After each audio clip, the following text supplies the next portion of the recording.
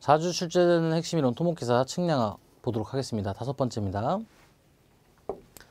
자, 지형의 표시 방법입니다. 지형의 표시 방법에는 크게 자연적 도법이 있고요. 그리고 부호적 도법이 있습니다. 자, 뭐 기사든 산업기사든 어떻게 출제가 되냐면 다음 중 뭐뭐뭐뭐뭐에 대한 설명을 준 뒤 이것은 무슨 법인가 라고 많이 나와요. 그러면 가장 많이 출제가 되는 건 뭐가 있냐면 그나마 영선법, 우모법이 많이 나오고요. 그리고 점고법이 나오고 이렇게 출제가 되세요. 그럼 실제로 지형 측량에서 가장 중요한 법은 무슨 법이냐? 등고선법이다. 요게 핀트만 맞추시면 되겠다. 오케이? 자, 그럼 일단 설명을 드릴게요. 음영법은 무엇이냐? 그림자를 이용한 거예요. 햇빛의 그림자를 이용했다고 하면 돼. 그래서 명암법이라고도 해요. 그래서 이거에 대한 설명은 따로 아실 필요 있다 없다? 없어요. 그냥 그림자를 이용하는 거구나. 어떻게? 제껴. 자, 영선법은 뭐라 그러냐면 원래는 소털법이라고도 해요. 근데 소털법이라고 약간 좀 경박스러워서 우모법이라고도 얘기합니다. 자, 개발하는 짧은 선을 이용하여 일단 짧은 선을 이용하는 거에 핀트 맞추시고 그리고 지표의 기복을 표시하는 방법이다라고 하는데 짧은 선을 이용하여서 어떻게 가늘고 긴 그렇게 표시하는 방법이다라고 보시면 되세요. 자, 국경선은 굵고 짧게 나타낸답니다. 그리고 완경선은 가늘고 길게 나타낸답니다. 자, 이 정도만 알아두시면 충분하십니다. 더 아실 필요 없어요. 자, 점고법은 뭐냐면 점을 어떻게 높이로 나타낸답니다. 점의 높이를, 그치? 높이를 점으로 나타내는 게 점고법이겠지. 근데 이 점의 높이를 숫자로 나타내는데 그러면 어디에 좋았겠어? 하천이나 호수나 항만 등의 수심을 나타낼 때 정말 좋다 이거지. 그래서 점고법도 상당히 많이 나와요. 하천, 항만 좋다 이러면 무조건 뭐다? 점고법이구나. 오케이? 자, 그럼 등고선법은 뭐냐면 같은 높이의 점들을 연결하여 선으로 표시한 방법이고 가장 쉬운 방법으로 많이 사용된다 해서 등고선법이 중요한 건데 실질적인 이유는 뭐냐면 토목 현장에서 가장 많이 사용되는 게 바로 이거예요. 토목 현장에서 가장 많이 사용되고 있는 것이 아직도 등고선법이기 때문에 등고선법에 대해서 포커스 맞추고 공부하시는 겁니다. 자, 채색법은 여러분도 한번 읽어보세요. 지형도에 채색을 하는 방법이래요. 알았어요. 높은 곳은 진하게, 낮은 곳은 연하게래. 그럼 여기까지만 정리해 두시면 되겠고, 그래도 만약에 정의에 대한 물어보는 문제로 나오면 영선법과 점고법이 심심치 않게 잘 나온다. 이 정도 정리해 두세요. 자, 다음은 등고선의 간격 규정입니다. 자, 가끔 물어볼 때가 많아. 5천분의 1일 때, 만분의 1일 때, 뭐 주곡선의 간격은 몇인가 라고 문제가 물어보거든. 이 뜻은 뭐야? 너 외웠니? 라는 문제예요. 근데 너무 가슴 아프잖아요. 그렇죠? 이거를 외워야 된다는 게 너무 아픈데 뭐만 기억해 주시냐면 만분의 1, 2만 5천분의 1, 5만분의 1만 기억을 해주세요. 자, 그러면 여기까지 하시면 충분히 다 맞을 수 있습니다. 일단은 만분의 1 주간 조개라 그랬어. 학원에서 뭐라고 얘기했냐면 제가 지금 코로나라서 야간에는 조개를 먹으러 다닐 수가 없죠. 그렇죠? 대천 해수욕장 같은 데 가면 조개구이를 먹고 싶은데 먹을 수가 없잖아. 그래서 주간에 가서 조개를 먹어야 된다라고 보셔서 주간 조개라고 했어요. 그래서 주곡선, 간곡선, 조곡선, 계곡선이에요. 여기서 조금만 더 TMI로 들어가자면 주곡선은 표시한다 그랬어. 근데 주곡선이 5개일 때 계곡선으로 나타내는 것이에요. 자, 이렇게 보시면 되겠습니다. 자, 그러면 만분의 1일 때 주곡선은 5다. 이것만 기억해 주시면 좋아. 자, 그 다음부터는 2만 5천분의 5만분의 1은 뭐야? 2배, 2배라고 보시면 되겠고요. 자, 여기서부터 이제 2분의 1, 2분의 1 끊어주세요. 자, 그럼 얘도 2분의 1, 2분의 1, 그리고 얘도 2분의 1, 2분의 1이다. 라고 생각해 주시면 되겠습니다. 자, 뭔가 그리고 여기에다 5에다가 뭘 곱해주냐면 곱하기 5를 해줍니다. 얘도 마찬가지로 5를 곱해서 50이고요. 5를 곱해서 100이 됩니다. 자, 이렇게만 기억해 주시면 되겠는데 하나만 더 껴넣자. 왜 y? 5천분의 1이랑 만분의 1은 뭐다? 같네. 그쵸? 그래서 이렇게 4개만 좀 기억을 해주시면 좋을 것 같아요. 예를 들어서 축척 5천분의 1이다. 그러면 이때 주곡선의 간격은 몇이야? 바로 5m 튀어나오시면 돼요. 알겠죠? 이런 식으로 해주시고 나머지는 조금 생각을 해주시면 됩니다. 자, 출제된 적은 없지만 자, 주곡선은 가는 실선으로 나타내고요. 자, 그리고 계곡선은 굵은 실선으로 나타냅니다. 자, 얘는 파선이 되어 이런 식으로 나타내는 거고요. 자, 조곡선은 조밀조밀 점선으로 나타낸다라고 보시면 되세요. 점선이 아니네. 그렇죠. 이런 식으로 나타낸다라고 보시면 되겠고, 외울 거면 어디만 외워라? 5천분의 만분의 1 똑같고, 그리고 25,000분의 1, 50,000분의 1 이거는 좀 외워줬으면 좋겠습니다. 아시겠죠? 자, 다음 보도록 하겠습니다. 등고선의 간격 규정입니다. 자, 잘 나와요. 등고선의 간격 규정인데 등고선상의 각점은 모두 높이가 같다. 당연한 거 아니겠습니까? 자, 산을 쉽게 그려보겠습니다. 이런 식으로 좀 그려볼게요. 자, 지금 여기의 높이와 여기의 높이 같죠? 그럼 이걸 그리면 이런 식으로 뭐 그릴 수가 있지 않겠습니까? 자, 그럼 연두색을 여기 중간 지점이라고 할게요. 자, 경사가 어디가 더 급해? 여기가 좀 더 급하겠지? 그러면 이렇게 놓게. 제가 왜 이렇게 놨냐면 이거는 바로 간격이겠죠. 간격. 이 간격은 어떤 걸 얘기하냐면 경사를 나타낸다라고 보셔도 돼요. 첫 번째는 경사를 나타낸다. 어떻게 나타내냐면 이걸로 보면 좀 힘들겠다. 이거는 그림 좀 비슷하니까 여기랑 여기의 간격을 보세요. 자, 높이는 같은데 어때? 간격이 여기가 좀 더 넓죠?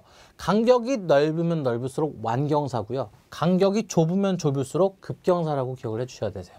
분명 여기 있을 텐데 자, 그렇죠. 급경사지는 등고선 간격이 좁아지고요. 완경사는 등고선의 간격이 넓다 정리해 주시면 되겠습니다. 그리고 도면 내에서 폐합하는 경우 등고선에 내보이는 삼국대각 또는 분지가 있다. 계속 폐합을 하다 보면은 뭐야? 그치, 분지가 있다 이 얘기를 하는 거예요. 자, 그리고 폐합하는 폐곡선도 맞죠. 자, 2번, 3번은 맞고, 자, 4번은 좀 이따 설명을 드릴 거고요.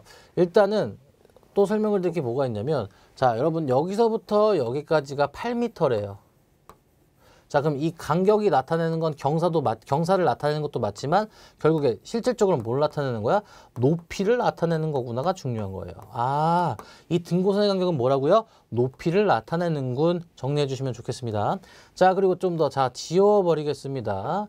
자, 4번에 대한 설명을 조금 해드려야겠는데 절벽이나 동굴이 있는 경우 등고선 서로 교차하고 다른 경우는 교차하지 않는다. 자, 웬만하면 교차하지 않지만 교차하는 경우가 특별히 있어. 어떤 거? 절벽이나 동굴에. 자, 여러분들 이거를 또 반대로 나타낼 때가 있는데 절대 헷갈려서는 안 돼요. 자, 이 그림 보면 절대 안 헷갈리겠지. 자, 그림은 못 그리지만 이해는 시켜드리겠습니다.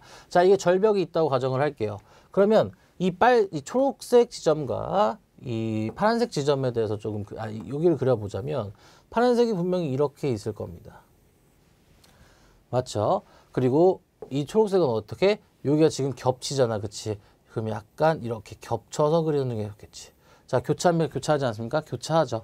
그럼 동굴은 아니다. 절벽은 교차한다 라고 보시면 되고요. 또 한 가지는 또 뭐가 있죠?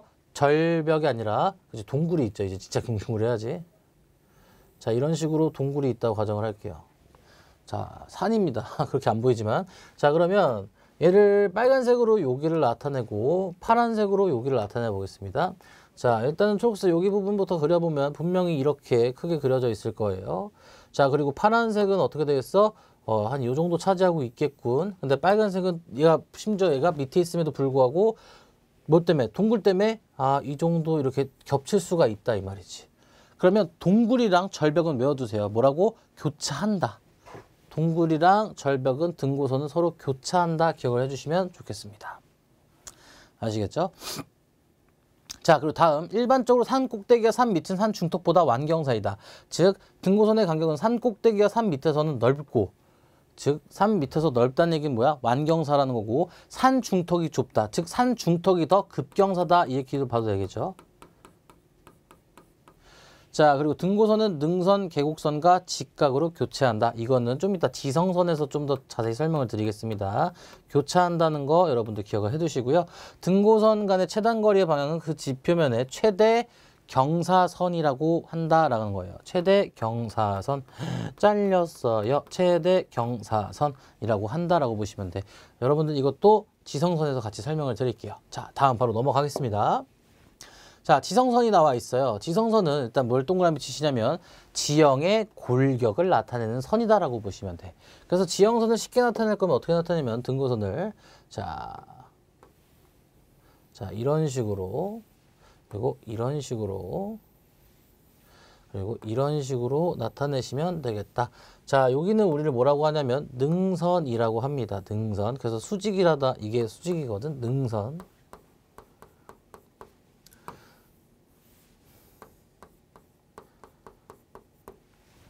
자, 능선이고 그리고 얘는 철선이라고 돼요. 그리고 능선 쪽엔 절대 물이 고일 수 없으므로 분수선이다 라고도 얘기합니다. 셋 다 똑같은 의미고요. 자, 그리고 어딜 볼 거냐면 바로 여기를 볼 거야. 이 A자가 되는 데 있죠. A자. 이 A자 모양이 되는 곳은 뭐냐면 얘도 똑같이 수직이 되는 건 마찬가지예요. 자, 근데 이 A자가 되는 부분은 바로 계곡선이라고 해요. 그리고 물이 상당히 모여요. 합수선이라고도 하고 요선이라고도 합니다. 정리해 두셔야 됩니다. 자, 이렇게 이제 능선과 계곡선에 대해서 지금 배웠고요.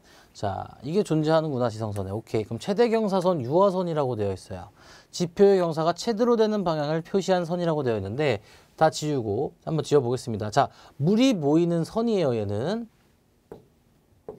자, 만약에 이렇게 존재한다고 가정을 할게요. 다시 그릴게요. 죄송합니다. 쉽게 그려서. 그렇지. 이렇게 그리는 게 좀 더 이해가 되실 거예요. 자, 여러분들 이거는 너무 티난다. 자, 여러분들 어디가 완경사죠? 당연히 간격이 넓은 데가 완경사겠죠. 간격이 좁은 데는 급경사죠. 자, 그러면 여러분들 내가 만약에 이 위에서 물을 내렸어. 비를 내리거나 혹은 물을 뿌렸어. 그러면 가장 간격이 좁은 데서 웬만하면 물이 흐르지 않겠습니까? 그쵸? 최단거리잖아요. 그쵸? 최단거리. 이때를 우리는 최단거리 라고도 하고요. 그리고 이거를 최대 경사선이라고도 합니다. 자, 최단거리라고도 하고 최대 경사선이라고도 해요. 그래서 우리가 물을 위에서 뿌리면 물이 흐른다. 물이 무조건 경사 급한 쪽으로 흐르기 때문에 유하선이라고도 합니다. 근데 여기서 중요한 거, 유하선이랑 합수선은 같은 게 아닙니다. 아시겠죠? 그래서 물이 얘는 흐르는 거고 물을 밑에서 뿌렸을 때 얘는 물이 모이는 곳이라고 보시면 돼. 그래서 어떻게 많이 설명하냐면 계곡선에 대한 설명을 막 하다가 계곡선은 또 유하선이라고도 한다라고 하는데 그건 무조건 틀린 보기예요. 그래서 여러분들 어떻게 능선, 계곡선, 그리고 최대 경사선 이거 따로 기억을 해주셔야 돼. 자, 얘는 능선은 물이 안 쌓이니까 분수선이고 얘는 물이 합쳐지니까 합수선이고 얘는 물을 위에서 뿌렸을 때 물이 그쪽으로만 흐른다 해가지고 유하선이라고도 하는 거예요. 이 정도는 진짜 기억을 해주셔야 됩니다. 절대 헷갈려서는 안 돼요. 그래서 무조건 나오면 맞아줘야 되는 문제인 건 마찬가지고요. 경사변환선은 동일 방향의 경사면에서 경사의 크기가 다른 두 면의 접합선이다. 알고만 계시면 되겠습니다. 자, 다음은 마지막 지형의 경사예요. 자, 지형의 경사인데 자, 경사는 I라고 나타내고요. 이거 아까 어디서 많이 했던 것 같아? 그쵸, 삼각 수준 측량에서 아까 써먹었던 거랑 비슷하게 생겼잖아요. 자, 얘는 이렇게 나타내고요. 얘는 곱하기 100을 해서 단위가 어떻게 된다? 퍼센테이지로 나타내는 거예요. 그래서 이 경사를 가끔 이용할 때도 있고요. 요즘 추세로 나오는 문제로 제가 좀 설명을 드릴게요. 자, 그리고 이걸 아셔야 돼. 등경사면인 경우는 삼각형의 비례식을 이용하더라. 오케이, 여기까지 알겠어요. 자, A점의 표고를 예를 들어서 A점의 표고를 150m라고 두겠습니다. B점의 표고를 200m라고 두겠습니다. 자, 그리고 똑같이 등경사라고 존재까지 말씀을 드리겠습니다. 자, 그러면 여기 지점을 어디라고 할 때 170m라고 가정을 할 때요. 자, 그러면 이 높이의 차이는 몇인 거죠? 그쵸? 150m 기준으로 20m 차이인 건 동의하십니까? 그럼 이때의 수평거리 x를 구하시오라는 문제가 가끔 출제가 많이 되거든요. 자, 그럼 구해주시면 되죠. 어떻게 구하면 돼? 자, 우리는 A의 거리가 여기가 몇이에요? 그쵸? 여기가 지금 200에서 150 뺀 거 50m죠. 자, 그러면 여기에 수평거리를 우리가 알아야 되는 게 중요하지 않겠습니까? 수평거리 당연히 주어집니다. 네, 수평거리를 한 100으로 둘게요. 자, 그러면 비례식 나올 수 있죠. 수평거리가 100일 때 예수직거리 차이는 50이었습니다. 그러면 x일 때는 20이래요. 어떻게 합니까? 수평거리 50x는 2000이다 라고 넣으시면 되겠지. 그럼 x는 몇이야? 40m가 되겠군. 이런 식으로 풀어주시면 되겠고요.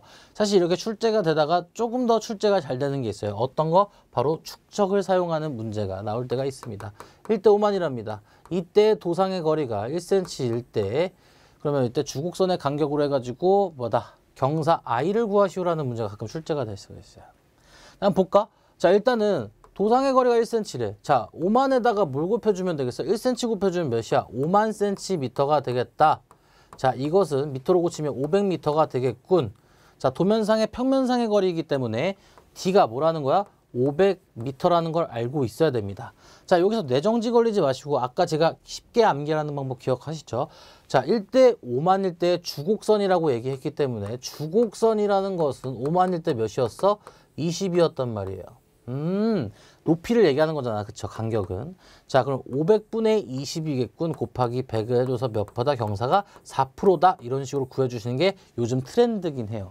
그래서 두 개 다 연습을 한번 해주셔야 됩니다. 기출에도 문제가 잘 나오니까 한번 풀어주시면 좋아요. 사실 지형의 경사가 그렇게 많이 나오는 문제는 아닌데 나온다면 그나마 이런 트렌드로 나오지 않을까 싶은 거죠. 자, 그래서 여러분들 등경사면인 경우는 뭐다? 아까처럼 맨 처음 한 것처럼 삼각형의 비례식을 이용하시면 되겠고요. 그런 적은 나온 적 없지만 지형이 불규칙한 경우는 시중과 같다는 조건으로 위치를 직접 측정해서 해야 된다라는 겁니다. 자, 지금까지 지형 측량에 대한 설명이었고요. 자, 5장 지형 측량에 대해서 마치도록 하겠습니다.